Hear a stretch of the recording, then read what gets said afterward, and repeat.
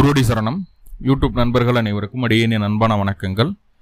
நான் உங்கள் குருமணிகண்டன் பேசுகிறேன், பொள்ளாச்சியிலிருந்து. திருக்கணித பஞ்சாங்கத்தின்படி வரக்கூடிய ஜூன் மாதம் திருவோண நட்சத்திரம் மகர ராசி அன்பர்களுக்கு என்ன மாதிரியான பலன்கள் நடக்க இருக்கு அப்படிங்கிற விஷயத்த டீட்டெயில்டாக இந்த பதிவில் நம்ம பார்க்க போகிறோம். நம்மளுடைய அன்றாட வாழ்க்கையில் என்னென்ன விஷயங்கள் நம்ம சந்திக்கிறோம், என்னென்னவெல்லாம் நம்ம செயல்படுத்துகிறோம், ஸோ அதில் எந்தெந்த விஷயங்களை செயல்படுத்துறதுக்கு என்னென்ன காலங்கள் நம்மளுக்கு ஃபேவராக இருக்குது, என்னென்ன காலங்கள் நம்மளுக்கு அன்ஃபேவராக இருக்குது, இப்போ ஃபேவராக இருக்கக்கூடிய காலங்களில் எப்படியெல்லாம் நம்மளுடைய செயல்களை செய்துக்கலாம், அன்ஃபேவராக இருக்கும்போது என்ன பண்ணணும் அப்படிங்கிற எல்லா விதமான விவரங்களையும் டீட்டெயில்டாக அந்த பதிவில் நம்ம பார்க்க போகிறோம். குடும்பம், திருமண வாழ்க்கை, கணவன் மனைவி உறவு, பொருளாதாரம், வேலை, தொழில், உடல் ஆரோக்கியம், படிப்பு, இப்படின்னு எல்லா விதமான விஷயங்களையும் இந்த பதிவில் நம்ம பார்க்க போகிறோம். முழுக்க நட்சத்திரத்தின் அடிப்படையில்.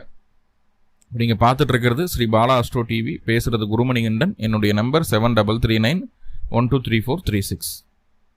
முதல்ல திருவோண நட்சத்திரத்துக்கு இந்த மாதம் பொருளாதார அமைப்புகள் எப்படி இருக்கும் அப்படிங்கிறத பார்த்துடலாம். பொருளாதாரம் அப்படின்னு சொல்லும்போது முதல் 13 நாட்களுக்கு காசு பணம் கொடுக்கல் வாங்கல் சுத்தமாக வேண்டாம். அதே போல் ஒரு பேங்க் லோன் ட்ரை பண்ணுறோம், அந்த லோன் சம்மந்தமான விஷயங்கள், பணம் சம்மந்தமான விஷயங்கள், நீங்கள் கிரெடிட்டாக இருந்தாலும் சரி, டெபிட்டாக இருந்தாலும் சரி, யாருக்கிட்டையும் நம்ம அதுக்குண்டான அப்ரோச்சை செய்யக்கூடாது. கடன் வேணும்னாலும் அப்ரோச் செய்யக்கூடாது, இன்னொருத்தர் கடன் கொடுக்கணுன்னாலும் இந்த காலகட்டம் கொடுக்கக்கூடாது. ஸோ முதல் 13 நாட்கள் கையில் இருக்கக்கூடிய காசு பணம் கரையிறதுக்கு வாய்ப்புகள் உண்டு. அது பிரயோஜனம் இல்லாத ஒரு செலவாக மாறுறதுக்கும் வாய்ப்புகள் உண்டு. முதல் 13 நாட்களுக்கு கவனமாக இருங்க. யாருக்கும் கொடுக்க வேண்டாம், அவ்வளோதான். கொடுத்தா திரும்ப வராது, அதனால தான் இவ்வளோ தூரம் சொல்கிறேன். ஓகே, கடைசி அந்த 13 நாட்களுக்கு அப்புறம் முதல் 2 வாரங்களுக்கு அப்புறம் எப்படி இருக்குது அப்படின்னா ரொம்ப அற்புதமாக இருக்குது. ரொம்ப அற்புதமாக இருக்குது. நம்ம நினச்சி கூட பார்த்துருக்க மாட்டோம் நம்மளுக்கு இந்த அளவுக்கு ஒரு ஃபேவரான ஒரு சூழ்நிலை வந்துடுச்சா, நம்ம இவ்வளோ தூரம் நல்லபடியாகவே பர்ஃபார்ம் பண்ணிட்டோமா, இந்த அளவுக்கு நம்ம ஏர்ன் பண்ணுற அளவுக்கு நம்ம எலிஜிபிளா அப்படின்ற மாதிரியான சில எண்ணங்கள் எல்லாம் மனசுக்குள்ளே வர்ற மாதிரியான ஒரு சூழ்நிலைகளை சொல்லுது. கண்டிப்பாக அந்த எண்ணம் சூழ்நிலைகள் மனசுக்குள்ளே வந்தாலும், மனசுக்குள்ளே அந்த எண்ணம் அந்த சூழ்நிலைகள் வந்தாலும் இன்னுமே பெட்டராக நம்ம பர்ஃபார்ம் பண்ணணும் அப்படிங்கிற ஒரு வைராக்கியமும் மனசுக்குள்ளே வந்துடும். அப்போது ஏதோ கஷ்டப்பட்டதுக்கு ஒரு வாய்ப்பு கிடைச்சிருச்சு, ஒரு நல்ல விஷயம் நடந்துருச்சு அப்படின்னு சொல்லி நம்ம அதோட உட்காராம, சரி இது கிடைச்சிது அப்படின்னா நம்ம செய்த வேலைக்கு இந்த அளவுக்கு கூட பலன் கிடைக்கலன்னா எப்படி நம்ம அந்த அளவுக்கு எஃபர்ட் போட்டிருக்கிறோம். இப்போ இன்னுமே நம்ம ஸ்டேபிளாக ரன் பண்ணணும் அப்படின்னு சொல்லி போட்டு இருந்த விஷயங்களை இன்னும் அதிகப்படியாக செயல்படுத்தக்கூடிய மன ஆற்றலை இந்த காலகட்டம் நீங்கள் பெற்றுக்கொள்ளக்கூடிய ஒரு அற்புதமான ஒரு சூழ்நிலையை சொல்லுது. ரொம்ப பொருளாதார ரீதியான விஷயங்களில் நல்ல மாற்றங்களை நீங்கள் பார்க்கத்தான் போகிறீங்க. முதல் 13 நாட்கள் மட்டும் கொஞ்சம் கவனமாக இருங்க. அதே நேரத்தில் குடும்பத்துக்குள்ளே நிறைய கசப்புகள், கணவன் மனைவிக்குள்ளேயும் சண்டை சச்சரவுகள் நிறைய இருக்குது. நம்மளை மீறி நம்மளுடைய கணவரோ நம்மளுடைய மனைவியோ நம்மளுக்கு தெரிஞ்சோ தெரியாமலோ பிறருக்கு உதவி செய்கிறாங்க அப்படின்ற மாதிரியான ஒரு விஷயங்களாக இருக்கலாம். அல்லது நம்மக்கிட்ட கேட்காம ஒரு விஷயத்தை செய்துட்டு வந்துட்டாங்க. அதாவது நம்மளுக்கு இம்பார்ட்டன்ஸ் கொடுக்கணும் எங்கேயுமே, அதுதான் எல்லா கணவனும் எல்லா மனைவியும் நினைக்கக்கூடிய விஷயம். இப்போ நம்மளுடைய இம்பார்ட்டன்ஸ் அங்கே கம்மியாகுதோ அப்படிங்கிற ஒரு வருத்தம் கண்டிப்பாக திருவோண நட்சத்திர மனசுக்குள்ளே வந்து போகக்கூடிய ஒரு சூழ்நிலையை சொல்லுது. அது சரியாகுமா அப்படின்னு கேட்டால் 13ஆம் தேதிக்கு மேலே அந்த இம்பார்ட்டன்ஸ் நம்மளுக்கு கொடுக்காம இருக்காங்க அப்படிங்கிறத அவங்களுக்கு புரிகிற மாதிரி நம்ம எடுத்து சொல்லுவோம். சரியா? ஒரு சிலருக்கு வாயில் சொன்னாலே புரியும், ஒரு சிலருக்கு எதாவது டெமோ காட்டணும் இல்லையா, ஃப்ரெண்ட்ஸ் படத்தில், நண்பன் படத்தில் விஜய் சார் பண்ணுற மாதிரி.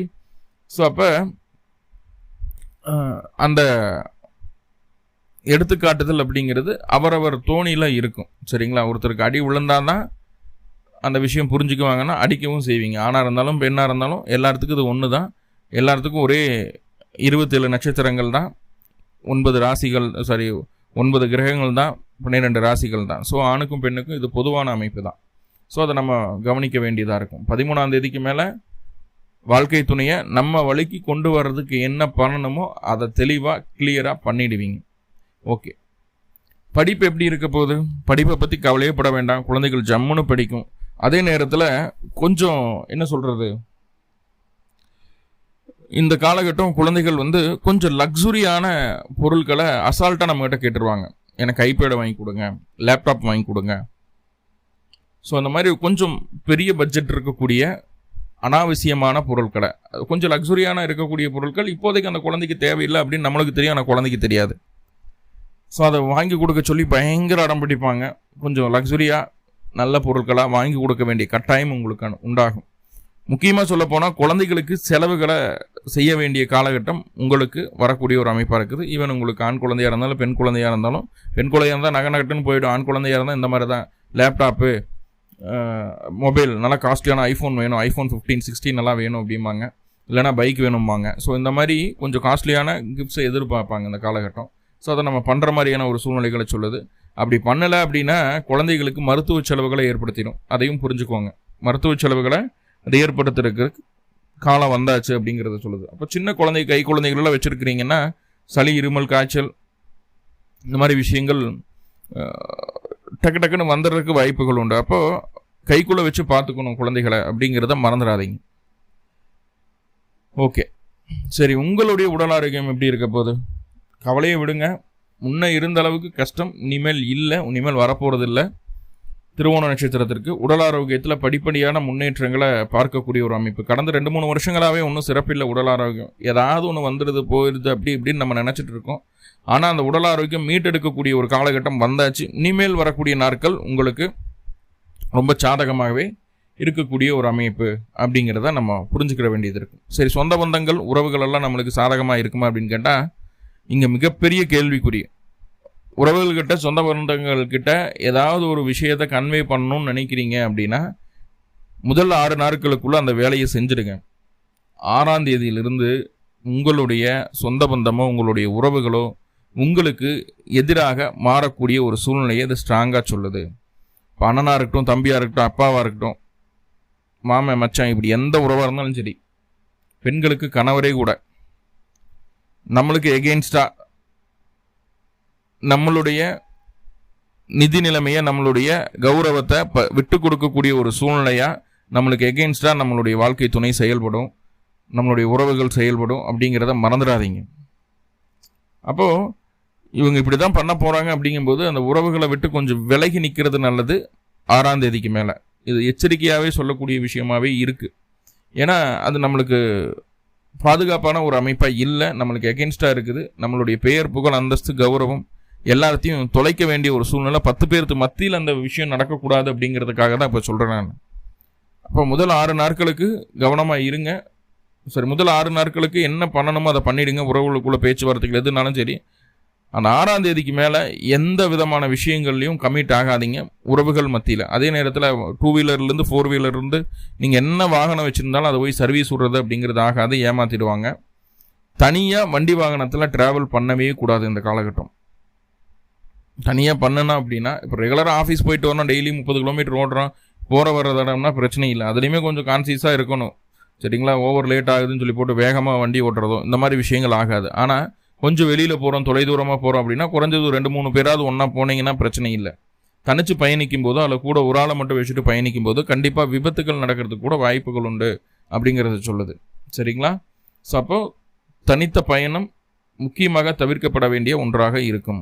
அதே நேரத்தில் இந்த காலகட்டம் பெருசாக ஏதாவது சம்பாதிச்சிடலாம், தொழிலில் பெரிய லாபத்தை பார்த்துடலாம் அப்படின்னு நினச்சிட்டு எந்த காரியம் செய்தாலும் அதில் மறைமுகமான பிரச்சனைகள் இருப்பதை காட்டுகிறது. அப்போது நார்மலாக தொழிலில் உங்களால் என்ன செய்ய முடியுமோ, நார்மலாக என்ன செய்யறதுக்கு வாய்ப்பு இருக்கோ அந்த விஷயத்துக்குள்ளே மட்டும் நம்ம போயிட்டோம்னா போதுமானது. ஏன்னா இயல்புக்கு மீறிய விஷயங்களை செய்யும்போது தேவையில்லாத மன அழுத்தங்கள், சங்கடங்கள் வருது. சில நேரங்களில் அது வம்பு வழக்கு பிரச்சனையாகவே மாறுறதுக்குண்டான வாய்ப்புகளை சொல்லுது. அப்போ ஆசைகளை குறைத்து கொள்ள வேண்டிய ஒரு காலகட்டம். ஆசையே இருக்கக்கூடாது அப்படின்னு நான் சொல்லலை, ஆசைகளை குறைச்சிக்கோங்க. அந்த ஆசைகள் இருந்தாலும் அதை இப்போது டெவலப் பண்ணி அதை செயல்படுத்த வேண்டாம் அப்படிங்கிறது எடையனுடைய வேண்டுகோளாக இருக்குது. ஓகே, அப்போ பொருளாதாரம், உடல் ஆரோக்கியம், சுயதொழில் பார்த்தாச்சு. வேலை அமைப்புகள் எப்படி இருக்குது அப்படின்னு சொல்லி பார்த்துட்டா, வேலையில் எதிரிகளை நம்ம ஜெயிக்கிறதுக்கு உண்டான ஒரு சூழ்நிலைகள் வர்றதுக்கு வாய்ப்புகள் இருக்குது. எதிரிகள் சோம்பேறிகளாக இருக்கிறதுனால ஈஸியாக ஜெயிச்சிடுவோம். வேலையில் ஒன்றும் தொந்தரவில்லை, உங்களுக்கு ஃபேவராக தான் இருக்குது இந்த காலகட்டமெல்லாம். ஸோ ரொம்ப பாசிட்டிவான விஷயங்கள் நிறையா இருந்தாலும் சின்ன சின்ன நெகட்டிவும் இருக்குது. அதை சரி செய்துக்கிறதுக்கு என்ன வழி அப்படின்னு சொல்லி பார்த்துட்டிங்கன்னா சிம்பிள். பெருமாளை கெட்டியாக பிடிச்சிக்கோங்க. வீட்டு பக்கத்தில் இருக்கக்கூடிய பெருமாள் கோயிலுக்கு போங்க. பெருமாளுக்கு 2 நல்லெண்ணெய் தீபம் அல்லது நெய் தீபம். பெருமாளுக்கு எப்போ நெய் தீபம் ஏற்றுறது இன்னும் சிறப்பு. பெருமாளுக்கு நெய் தீபம் ஏற்றி வழிபாடு பண்ணிட்டு வாங்க. எப்போ உங்களுக்கு ரொம்ப டவுனாக ஃபீல் பண்ணுறீங்களோ அப்போ போயிட்டு வாங்க. கண்டிப்பாக நல்ல சேஞ்சஸ் உங்களுக்கு உண்டாகும். கோயிலுக்கு போயிட்டு வந்ததையுமே அதை உணர முடியும் உங்களால். ஸோ அப்படி ஒரு வழிபாடு தான் சொல்லியிருக்கேன். ஓகே. ஸோ மேலும் திருவோண நட்சத்திர அன்பர்களுக்கு என்னென்ன விஷயங்களில் பிரச்சனைகள் இருக்கோ எல்லாமே தீர்ந்து நல்லபடியான வாழ்க்கை வாழ வேண்டுமாக அப்படின்னு சொல்லி உங்களுக்காக நானும் பிரார்த்தனை பண்ணிட்டு இந்த பதிவை முடிச்சுக்கிறேன். நன்றி நண்பர்களை, நன்றி. வாழ்வளமுடன். திருச்சிற்றம்பலம்.